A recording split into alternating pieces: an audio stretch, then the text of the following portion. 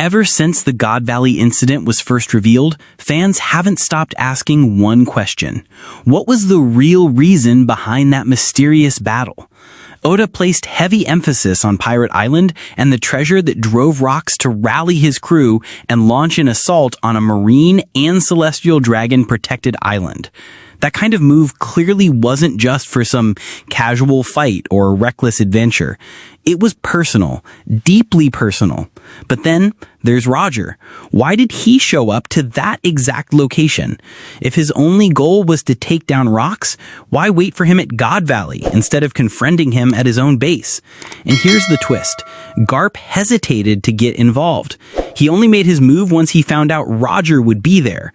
It's almost like Roger's presence was the only reason he joined the fight, not the threat itself. That's not the Garp we know, the guy who's always stepped up to protect kings during the Reverie, without hesitation. This suggests that what the world government stole from Rox wasn't some typical treasure. It was something Garp didn't consider worth protecting, but it meant everything to Rox and Roger.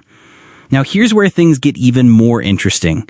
In the previous chapter, Oda dropped a huge hint by referencing Shaki, yes, the former empress of the Kuja pirates, and Roger's affection for her. That's when it all starts to click. The most compelling theory? Shaki was the one being held captive by the world government, turned into a prize for the celestial dragons in their twisted God Valley hunting game. That explains both Rox's furious assault and Roger's unexpected appearance. For once, these two legendary rivals had the same goal: to rescue someone whose worth couldn't be measured in gold. Looking back at chapter 1096, the dialogue between Rox's crew makes this even more obvious. Shaki was the real reason behind the battle. Just take a look at Stussy, clearly in love with Whitebeard, who snapped at him with, "Even you, Newgate?" Her reaction shows pure jealousy, realizing that he too was trying to save Shaki. It wasn't just Roger's crew that was after her, everyone wanted her back. And then Roger's conversation with Rayleigh and Scopper Gobbin, when he says, "It's been a whole year, do you have any idea how that felt?" He's clearly mourning someone he missed dearly. Oda made it clear in the previous chapter, Roger loved Shaki and wanted her on his crew. He came to God Valley himself to rescue her, after a year of separation. All of this points to one undeniable truth.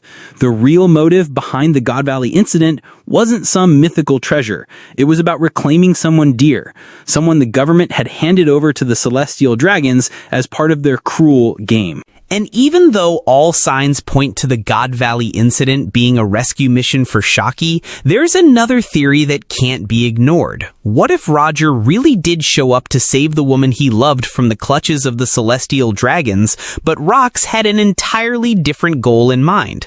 Think about it. Rox was never the sentimental type. He wasn't known for caring about women or relationships. His obsession was domination, power over the world itself. So what if his true objective at God Valley was to reclaim a stash of devil fruits stolen from him by the world government? That would be perfectly in line with his ruthless nature. This split in motives wouldn't contradict the clash between Roger and Rox. In fact, it gives it more depth. It paints the God Valley battle as a temporary convergence of opposing forces, each with their own agenda. Roger came for love, Rox came for power, and both found themselves on the same battlefield for entirely different reasons. But there's another key mystery here. Why did Gloriosa, the former empress of the Kuja, end up on Rox's crew? One possible explanation is that Rox encountered the Kuja pirates in one of his infamous Davy-back fight-style recruitment games, defeated them, and forced Gloriosa to join him. It fits his pattern of absorbing powerful fighters by any means necessary. But there is a second, arguably more compelling theory. What if the Marines had attacked the Kuja pirates and captured Shaki? And what if Garp himself led that raid? He's famously immune to the charms of Kuja women, unlike most soldiers, making him the ideal candidate to face them head-on.